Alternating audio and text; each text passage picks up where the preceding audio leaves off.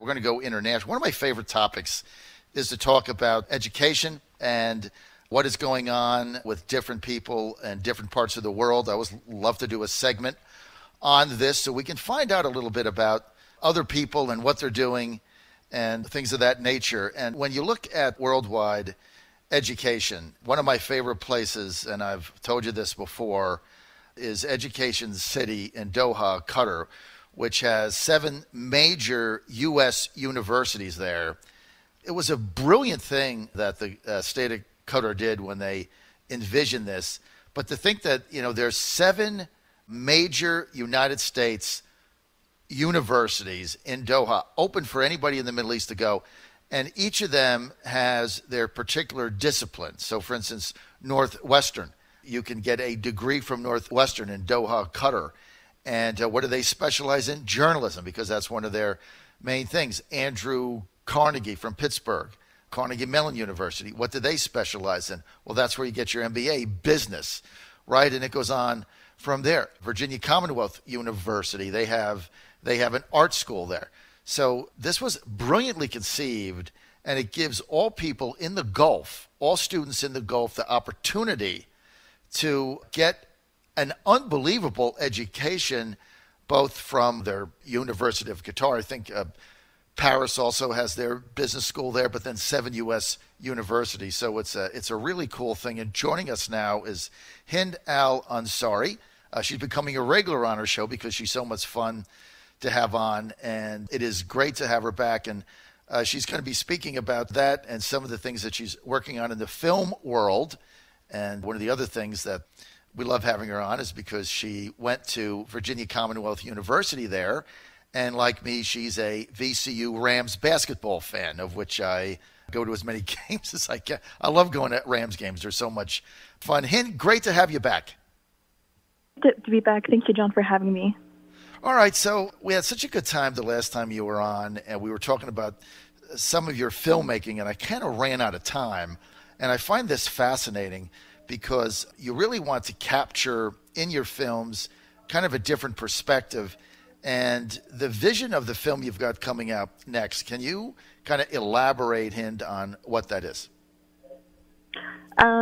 So basically, sometimes I just sit with myself and I think about, what kind of stories I want to deliver in my films, and not only for the local audience that we have back in Qatar, but also for the world.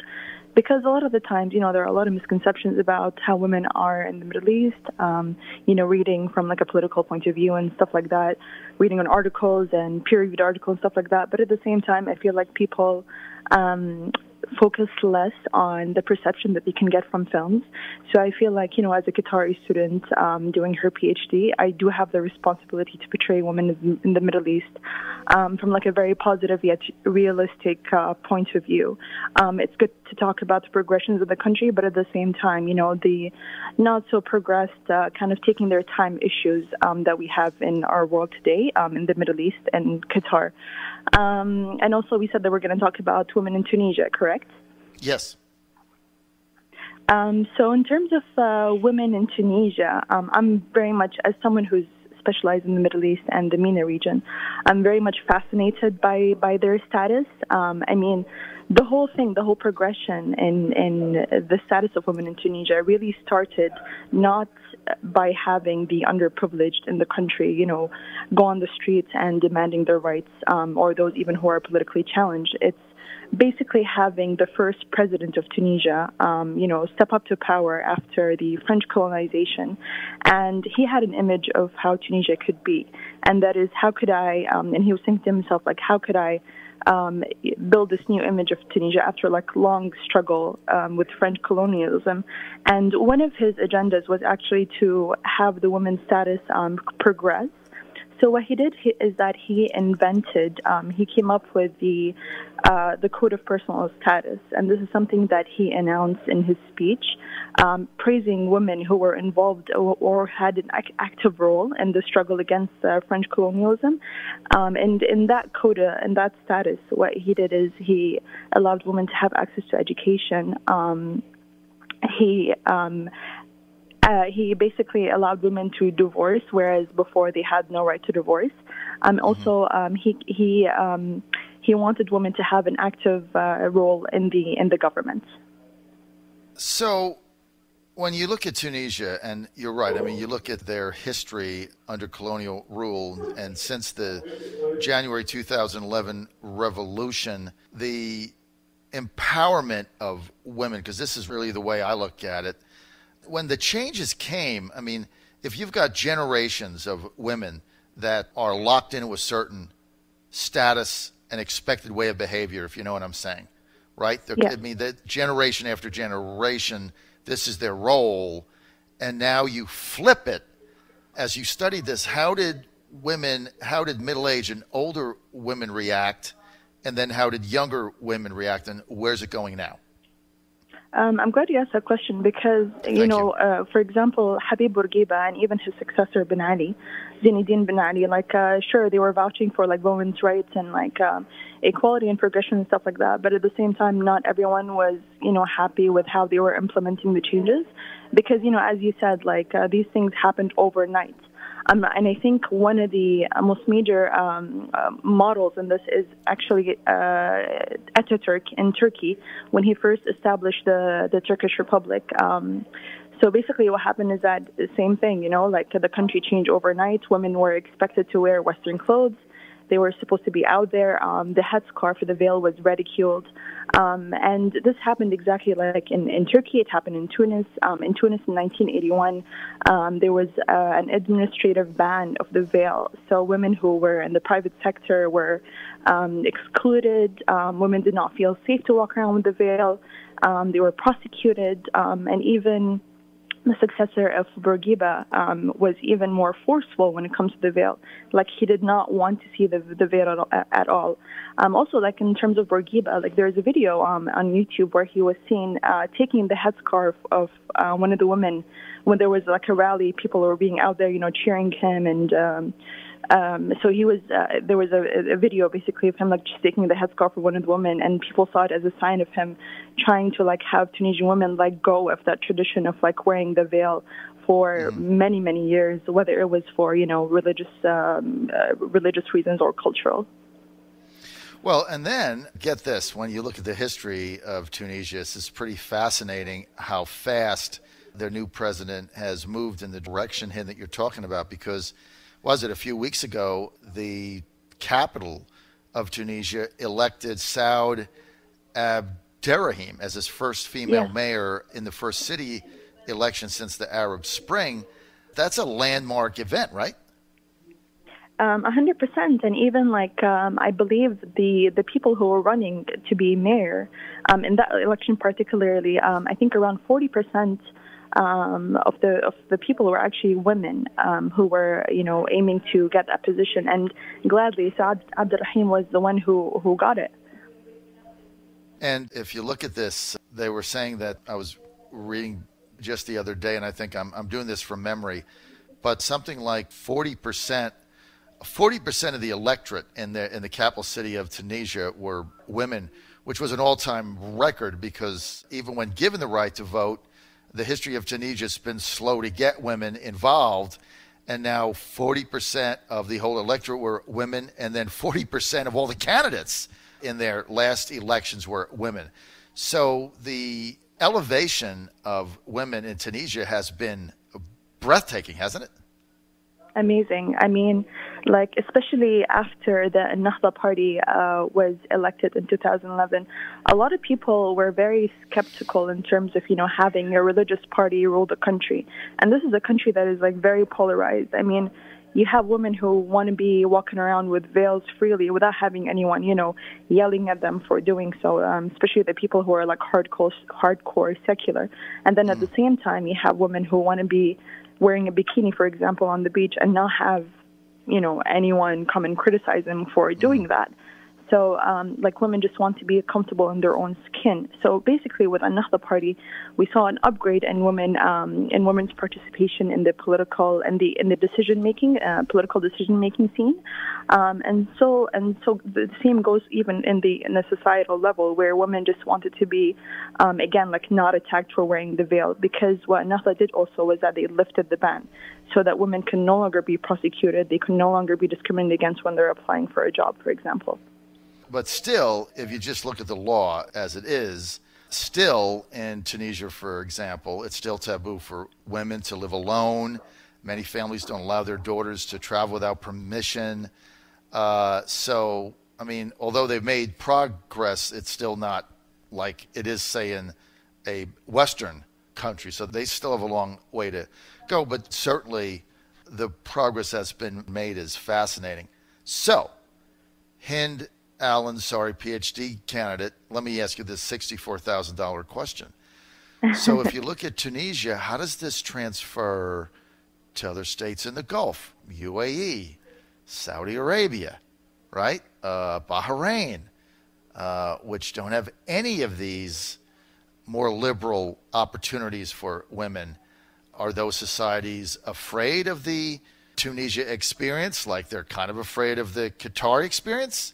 I mean, how does that translate over? How does this become a movement within the region? To be honest, I expected that you're going to ask me that question. So the way I see it is that I don't think that they're necessarily afraid of what's happening in countries like Tunisia or even like Lebanon and Jordan and so, where there is like a very, hyped, very clear female participation in the political decision-making scene. I think because, for example, a country like Qatar, it's still new. It's relatively just a little bit over 100 years old. And the way that the political system or the rulership started is much more different than how it started in Tunisia, if that makes sense. And even back then, the mentality of the women was that they're available to run the household, to have men do most of the decision making, to provide for the family and such and such. So a lot of women grew up with that mentality and didn't really see much of significance in terms of being an active participant in the government. However, this is drastically changing. I mean, if you look at my mother's generation, for example, you do have a certain number of women who, for example, run for the municipality or have had a specific roles in the government. However, in my generation, a lot of women are studying in Georgetown, a lot of women are going abroad, and it's because they want to have a role in the political decision-making scene. And it's not that the governments are shunning those people, it's not like they're shutting them down, but it's a very gradual change to having this, inclusivity of having women and men equal in terms of, the politics. I think the government cannot just grab women and just tell them, it's time for you to be active. I think it's also important for the government to reach out to the families and also to highlight the importance of having women be active members in both the economy and politics. We're with Hind Al-Ansari. She's a Qatari scholar and University of Cambridge PhD candidate. She also went to Virginia Commonwealth University, and she is getting her doctorate in educational reform. And she has been a noteworthy scholar as she gets her PhD on tracing the progress being made by women in the Middle East and the Gulf states as that continues on. So when you look at the UAE, for instance, and you go to Dubai or something, you don't really get the impression that UAE women are very empowered, right? Okay. So especially as you travel within the region, the same thing in Saudi Arabia. You just don't, as a Westerner, you go there and you just don't get the impression. So, I mean, if you're a female living in either of those two states, for instance, or some of the others that don't have the liberal policies that you have talked about, what's your pathway?